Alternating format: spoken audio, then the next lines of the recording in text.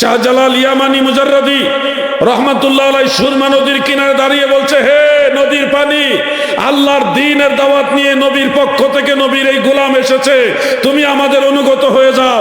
আমার আল্লাহ সুরমা নদীর পানিকে আল্লাহর ওলিদের অনুগত করে দিয়েছে, যার কারণে জায়নামাজ নৌকার মতো, জাহাজের মতো নদী পার করে ওই পারে পার করে দিয়েছে। ঠিক কিনা বলেন?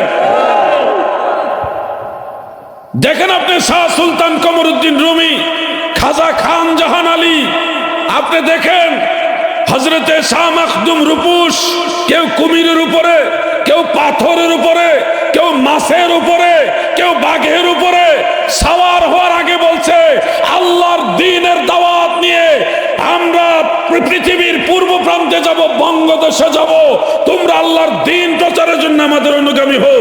আল্লাহর দ্বীন প্রচারের জন্য, নবীর গোলামদের জন্য, আল্লাহর ওলিদের জন্য বাঘে কথা শুনেছে, পাথর পানির উপরে ভেসে রয়েছে, কুমির পিঠে করে আল্লাহর ওলিদেরকে এই দেশে নিয়ে এসেছে, মাছেও কথা শুনেছে। ঠিক কিনা বলেন?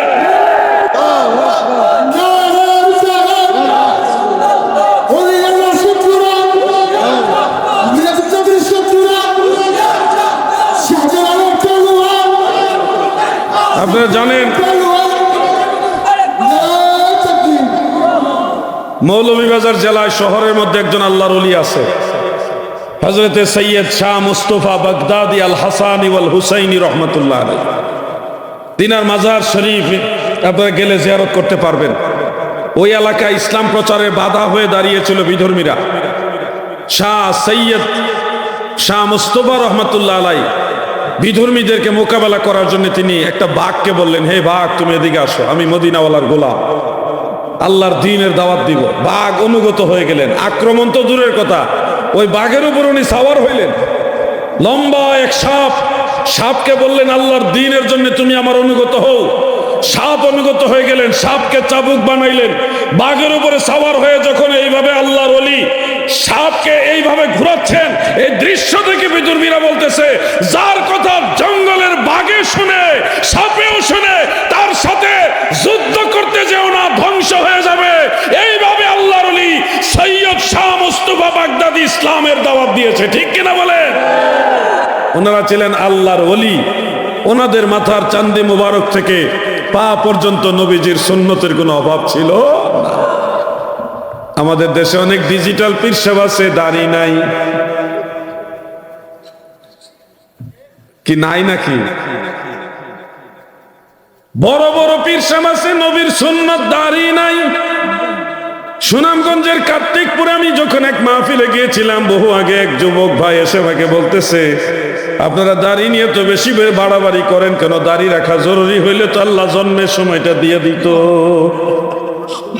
আমরা বলে বাড়াবাড়ি করি। আল্লাহ যদি এটা জরুরি মনে করতো, জন্মের সময়টা দিয়ে দিত, কেন এটা নিয়ে বাড়াবাড়ি করেন? তা আমি বললাম, জন্মের সময় দাড়ি ছিল না, এই কারণে আপনি দাড়ি ফেলে দেন। সে আমাকে উত্তর দিল, ইয়েস। কি বললো? ইয়েস। আমি তখন বললাম, হাতুড়ি আনেন, আইনা আপনার সবগুলি দাঁত ভাঙেন, কারণ আপনার জন্মের সময় দাঁত ছিল না, তাই আপনার মুখে দাঁত রাখা যাবে। যুবক আবার দিকে তাকায় রয়েছে, কোনো উত্তর নাই, লাজবাব হয়ে গেছে। বলেন, নবীর সুন্নতের দরকার আছে না নাই? সবাই বলেন, আছে না নাই? ভণ্ড পীরের কাছে যাওয়া যাবে না, সঠিক পীরের কাছে যাইতে হবে, যিনি আল্লাহর ওলি। আল্লাহর ওলির দরবারে যান, মদিনাওয়ালার দিদার পেয়ে যাবেন, নবীর সাক্ষাৎ পেয়ে যাবেন। আপনি যান সাহেব কেবলার ফুলতলি সাহেব বাড়িতে যান, সোনাকান্দা যান, সরসিনা শরীফে, বড় বড় আল্লাহর ওলিদের দরবারে গেলে দেখবেন আপনাকে নামাজের গুরুত্ব দিবে। শুধু 5 ওয়াক্ত নামাজ না গো, আরো কিছু নামাজের গুরুত্ব আপনাকে দিবে। যেমন একটা নামাজের কথা আমি মাঝে মধ্যে বলি, মাগরিবের নামাজের পরে 6 রাকাত আওয়াবিন নামাজ আছে। কাজী শৌকানি নাইলুল আওতারের মধ্যে উল্লেখ করেছেন, হাফিজুল হাদিস ইমাম মুনজিরি রহমাতুল্লাহ আলাইহি আত-তারগীব ওয়াত তারহিবের মধ্যে উল্লেখ করেন, আল্লাহর নবী বলেন, উম্মতেরা গো,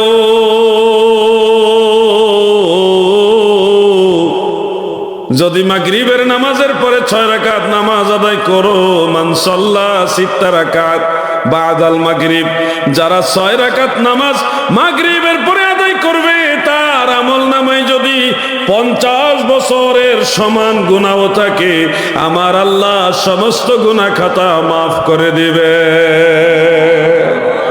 শুধুমাত্র আওয়াবিন নামাজের উসিলায়। কত বছরের গুনাহ? 50 বছরের গুনাহ 6 রাকাত নামাজ একিন করে পড়েন, আল্লাহ তাআলা মাফ করে দিবেন।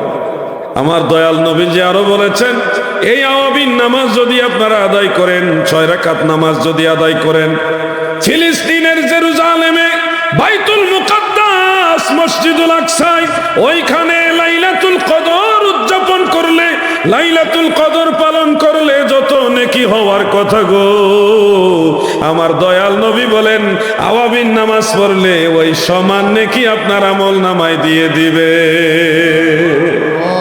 কথাটা বুঝতে পারছেন নি আপনারা? লাইলাতুল কদর মানে সাধারণ বিষয়, 1000 মাসের চেয়েও দামি, উত্তম, এত বড় একটা মহামূল্যবান আমল মাত্র 6 রাকাত নামাজের বিনিময়ে পেয়ে যাবেন।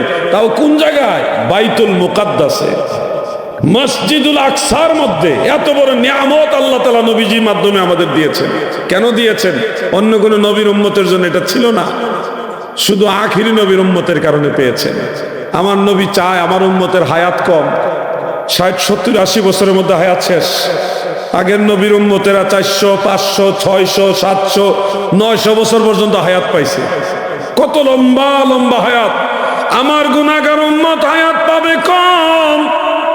এই অল্প হায়াতের মধ্যে কিভাবে তারা পরপারে সহজে পার হবে, এই জন্য আমার দয়াল নবী আল্লাহর কাছ থেকে স্পেশাল কিছু সুযোগ সুবিধা আমাদের জন্য নিয়ে আসছে। নবীর কথা যদি মানো,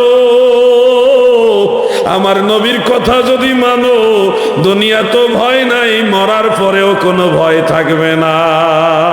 আমার আল্লাহ আমাদের সবাইকে আমল করার তৌফিক দেন, মহব্বতে বলেন আমিন।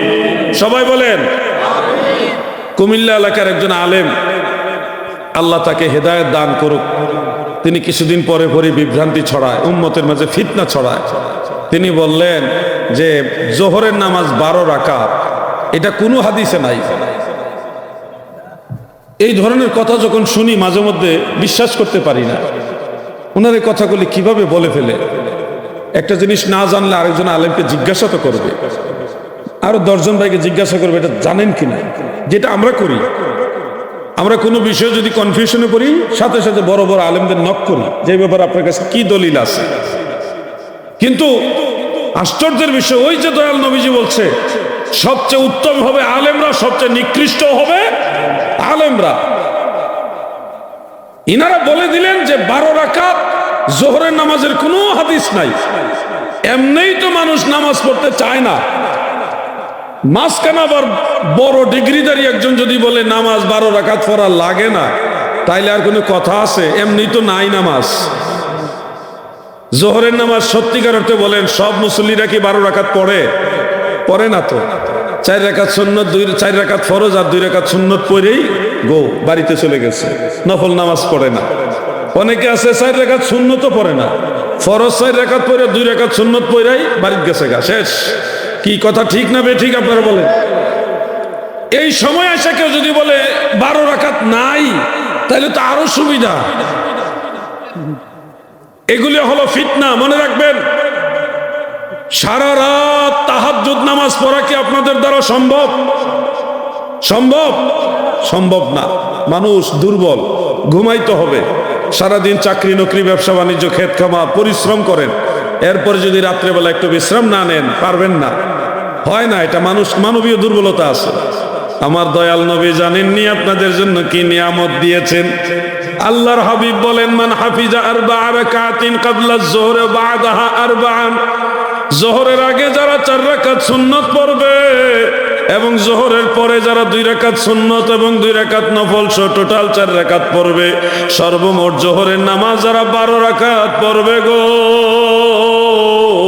দয়াল নবীজি বলেছেন সারা রাত তাহাজ্জুদ নামাজ পড়লে যত নেকি, ওই সমান নেকি আপনার আমল নামায় লিখে দিবে।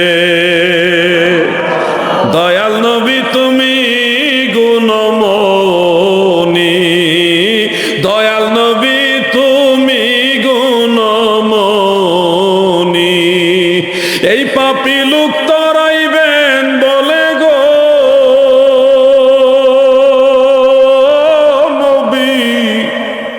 পাক কোরআনেতে শুনি গো নবী, দয়াল নবী তুমি গুণমণি। বলুন না, দয়াল নবী।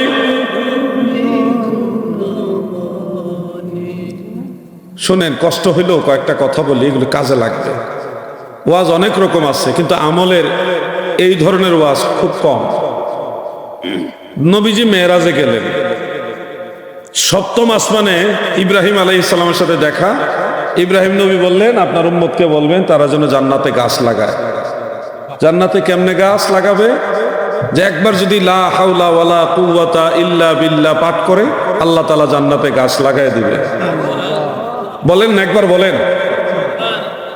সুবহানাল্লাহ বলতে বলছি, বলেন লা হাওলা ওয়ালা কুওয়াতা ইল্লা বিল্লাহ, বলেন সবাই। নগদ এটা আমল হয়ে গেল, নগদে লা হাওলা ওয়ালা কুওয়াতা ইল্লা বিল্লাহ পড়েন, দেখুন পড়েন, লা হাওলা ওয়ালা কুওয়াতা ইল্লা বিল্লাহ, লা হাওলা ওয়ালা কুওয়াতা ইল্লা বিল্লাহ। এই তাসবিহ আপনারা পড়লেন, আমি একটু জোর করে পড়াইলাম। পড়াতে কি লাভ হয়েছে জানেননি? এটা জান্নাতের গুপ্ত ধনভাণ্ডার। এই তসবিহ পড়ার সাথে সাথে আল্লাহ জান্নাতে গাছ লাগাইছে। সেই গাছের মধ্যে অগণিত পাতা, অসংখ্য মুখে, অগণিত মুখে মাওলার নামের জিকির করবে, তসবিহ পড়বে। কিয়ামত পর্যন্ত আপনার ওই লা হাওলা ওয়ালা কুওয়াতা ইল্লা বিল্লাহ পাঠ করার যে গাছ, এই গাছের সব পাতা কিয়ামত পর্যন্ত যতবার তসবিহ পাঠ করবে, যত জিকির করবে, সমস্ত জিকির এর সওয়াব আমার আল্লাহ আপনার আমল নামায় যোগ করে দিবে। এই পাপী লোক তরাইবেন বলে গো নবী, পাক কোরআনেতে পড়েন, জিকির করেন, সাথে আবার গজলও গান। এটা তো মারাত্মক, বিশাল একটা সাহসের ব্যাপার। কিছু ভাইরা তো মুখ বাইন্দা বইছে, হুজুরে যত কথাই বলুক সুবহানাল্লাহ বলা যাইব না, দুরূদ শরীফ তো না, ওই মুখ বন্ধ বন্ধ, মুখ বাইন্দা আইছে নাকি? রাগ করলেন আপনারা? সবাই মিলে একটু দুরূদ শরীফ পড়ুন। আল্লাহুম্মা মাশাআল্লাহ মাওলানা মুহাম্মদ ওয়ালা।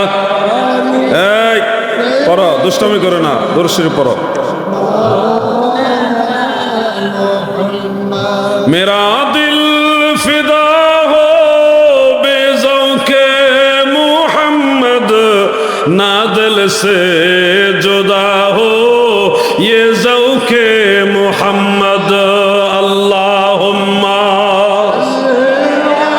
मरहबा मौलाना मुहम्मद वाला।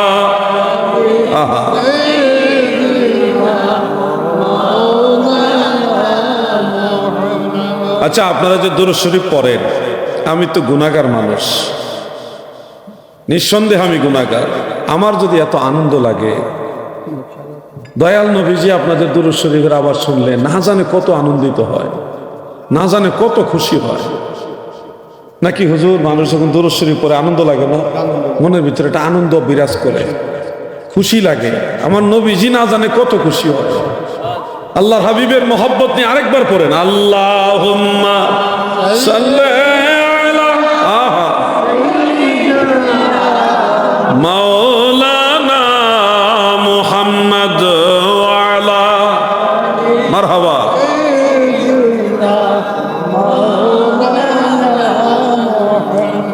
আমার দাদু ভাইয়েরা, এই জমানাটাই হলো ফিতনার জমানা। আপনাদের সতর্ক থাকতে হবে। ডাইনে বামে অনেক কথা আসবে, কোনো কথা কান দেওয়া যাবে না। শামসুল উলামা সাহেব কেবলা ফুলতলি রহমাতুল্লাহ আলাইহি যেভাবে আপনাদের চলতে বলেছে ওইভাবে চলবেন। নতুন যত ঝামেলা আসবে বাদ দিয়ে দিবেন, এগুলি গ্রহণই করবেন না। আপনার আসরের নামাজ কয় রাকাত পড়েন? অনেকে চুপচাপ যে আমরা তো নামাজই পড়ি না। কয় রাকাত তো যারা পড়ে তাদের জন্য। আসরের নামাজ সর্বমোট কয় রাকাত? খুব আফসোসের বিষয় হলো অনেক মুসল্লিরা 8 রাকাত পড়ে না, 4 রাকাত ফরজ পড়ে, শুধু সুন্নত পড়ে না, নাকি? শুনেন, লজ্জা বিষয় না, এটা না পড়লে গুনাহ হবে না, কিন্তু এটা না পড়লে কি হারাচ্ছেন, কি আপনার নিয়ামত ছুটে যাচ্ছে, এটা একটু শুনেন। বলবো? প্রিয় নবীজি বলেছেন, মান সাল্লা আরবা'a রাকাআতিন ক্বাবলাল আসর, যারা আসরের আগে 4 রাকাত সুন্নত নামাজ আদায় করবে, আল্লাহর নবী 2টা ফজিলত বলেছেন। একটা হলো বানাল্লাহু লাহু বাইতান ফিল জান্নাহ, স্বর্ণ দিয়া জান্নাতের ভিতরে ওই সুন্নত নামাজ পড়নেওয়ালাদের জন্য আল্লাহ দালান বানায়, বিল্ডিং বানায়। সুবহানাল্লাহ। আর দ্বিতীয় ফজিলত দয়াল নবীজি বলেছেন, হারামাল্লাহু বাদানাহু আলান নার, এই সুন্নত নামাজ যারা নিয়মিত আদায় করে জাহান্নামের আগুন তার জন্য হারাম হয়ে যায়। সুবহানাল্লাহ বলে। আগুনে পোড়ায় না, জমেও সয় না গো, নবীর প্রেমিক যে জনা, তারে আগুনে পোড়ায় না, জমেও সয় না গো, নবীর প্রেমিক যে জনা, থাকে যদি সে গভীর সাগরে, নয়তো থাকুক আগুনে, থাকলে কি হয় তার কিসের ভয়, থাকলে কি হয় তার কিসের ভয়, যদি নবীজির মায়া হয়, আগুনে পোড়ায় না, জমেও সয় না গো, নবীর প্রেমিক যে জনা। আমরা সেই নবীর তরিকা মোতাবেক চলতে চাই কিনা? তাহলে সুন্নত নামাজটা পড়বেন। কোন সুন্নত? আসরের সুন্নত। পড়লে কি লাভ বুঝতে পারছেন ভাই? নিঃশ্বাসটা একদিন বন্ধ হয়ে গেলে আর পারবেন না। আমার মতো আপনার মতো বহু মানুষকে আল্লাহ দুনিয়াতে পাঠাইছে। আপনার দাদা, দাদার আব্বা যারা পরপারে চলে গেছে, হাজার চেষ্টা করে মানুষগুলিকে ফেরত আনতে পারবেন না, পারবেন না। আপনি যখন চলে যাবেন, আপনাকে আর পৃথিবীতে ফেরত আনা যাবে না।